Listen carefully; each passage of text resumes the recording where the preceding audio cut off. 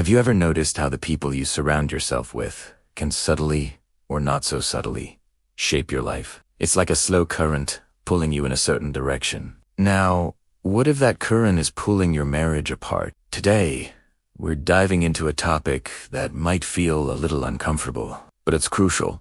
How your single friends, even with the best intentions, might be unintentionally damaging your marriage. And we'll look at this through the timeless lens of Stoic wisdom. Now, before you think I'm telling you to ditch all your unmarried friends, let me be clear. That is absolutely not the message.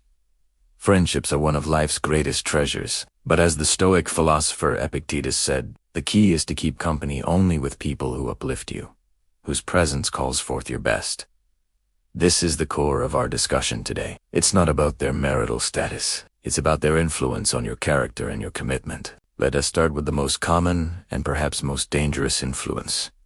A different lifestyle and value system. Your single friends are living a life of freedom and spontaneity. Their weekends might be filled with late nights, impromptu trips, and a dating scene that's all about new experiences. It sounds exciting, right? And when you're dealing with the daily grind of marriage bills, chores, coordinating schedules, their life can look incredibly appealing. They might say things like, "You deserve to have fun. Don't let marriage tie you down. Or why are you staying in again? Come out with us." These comments aren't meant to be malicious. They genuinely want you to have a good time. But here's the problem. They're inviting you into their world, which operates on a different set of rules. Marriage is about building a shared life, about commitment, about finding joy and togetherness, not just in individual pursuits. Constantly hearing about the single and ready-to-mingle lifestyle can plant a seed of discontent. You start to see your marital responsibilities not as a joyful choice, but as a burden. You might start to feel like you're missing out. A classic case of the grass is greener on the other side. This creates what the Stoics would call a disturbance in your soul. Marcus Aurelius reminded himself to look within. Within is the fountain of good, and it will ever bubble up, if thou wilt ever dig. Your marriage is a fountain you are digging together with your partner. When you're constantly looking over the fence at your single friend's fountain of freedom, you stop digging your own. You neglect the source of your shared happiness. The comparison game is a losing one, and it can slowly erode the gratitude you have for your partner and the life you've built. Next, let's talk about advice. When you're facing a problem in your marriage, who do you turn to? If your go-to confidant is a single friend, you might be getting advice from someone who simply doesn't have the right framework to help. They might have a great understanding of friendship, dating, or breakups, but marriage is a different beast entirely. Imagine you have a disagreement with your spouse about finances. A single friend, accustomed to managing only their own money, might advise you to just do what you want with your money, or stand up for your financial independence.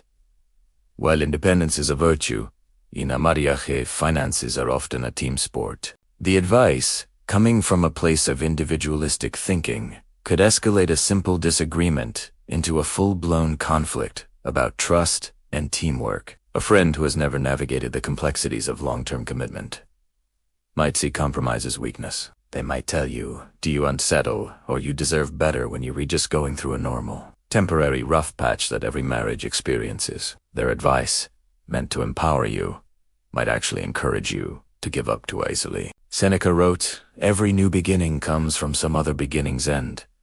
But in marriage, the goal isn't to constantly seek new beginnings. It's to nurture and sustain the one you've chosen. The advice from a single friend can inadvertently push you towards an end, rather than towards a solution. The third point is a subtle one, the normalization of negativity. Think about your single friend's conversations. Often, they might revolve around dating frustrations, bad experiences, or cynicism about relationships. They might complain about being ghosted, about the lack of good partners out there, or joke about how all men or all women are a certain way. If you're immersed in this kind of talk, it can start to color your own perception. You might start to notice every little flaw in your partner, viewing it through this negative filter. A minor annoyance that you would have previously brushed off suddenly becomes evidence that your partner is just like all the others. This negativity is contagious. The Stoics teach us to guard our minds fiercely against negative impressions. Epictetus warned that if you associate with someone covered in soot, you can't avoid getting a little dirty yourself.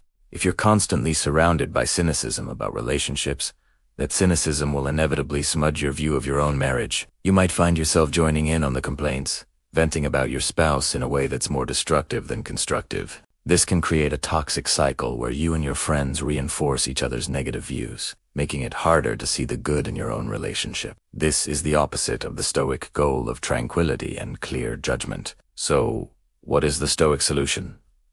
Again, it's not to abandon your friends. It's to practice what the Stoics called the art of assent. This means consciously choosing what you allow to influence your thoughts and actions. First, establish clear boundaries. It's perfectly okay to love your friends, but decline certain invitations. You can say, "That sounds like a blast, but tonight is date night with my spouse, or I can't make it out late tonight. But how about we grab lunch next week?" You are not rejecting your friend. You are prioritizing your marriage.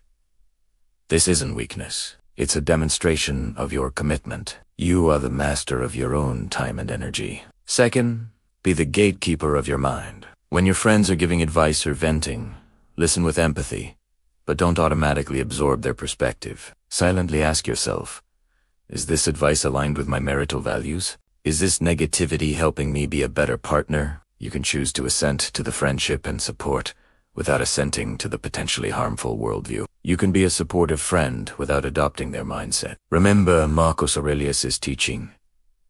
You have power over your mind, not outside events. Realize this, and you will find strength. Third, proactively cultivate your marriage mindset. Spend quality time with your spouse. Talk about your shared goals. Reminisce about why you fell in love. But also, seek out company that reinforces your marital values. Spend time with other happily married couples. Find mentors who have weathered the storms of a long-term partnership and have come out stronger. This balances the influence of your single friends. You are creating your own uplifting company, as Epictetus would say. And finally, be a source of positive influence yourself. When you're with your single friends, talk about the positive aspects of your marriage. Share a funny story about your spouse or a sweet moment you had. This isn't about bragging. It's about presenting a realistic, positive alternative to the cynical narrative they might be used to. You might just inspire them, and in doing so, you reinforce your own gratitude for what you have. In the end, your marriage is a garden. Your friends, single or not, are visitors. Some will bring flowers, others might accidentally trample the petunias. It's your job, as the gardener, to tend to your garden, to pull the weeds of negativity and comparison, and to make sure the plants of love, commitment, and respect get the sunlight they need. The Stoics knew that we cannot control others, but we can control our responses. Don't let the influence of others, no matter how well-intentioned, destroy the beautiful thing you are building. Protect your peace, protect your partnership, and cultivate a love that is resilient. Thanks for watching. If this resonated with you, let me know your thoughts in the comments. And for more wisdom on building a strong and meaningful life, don't forget to like and subscribe. See you next time.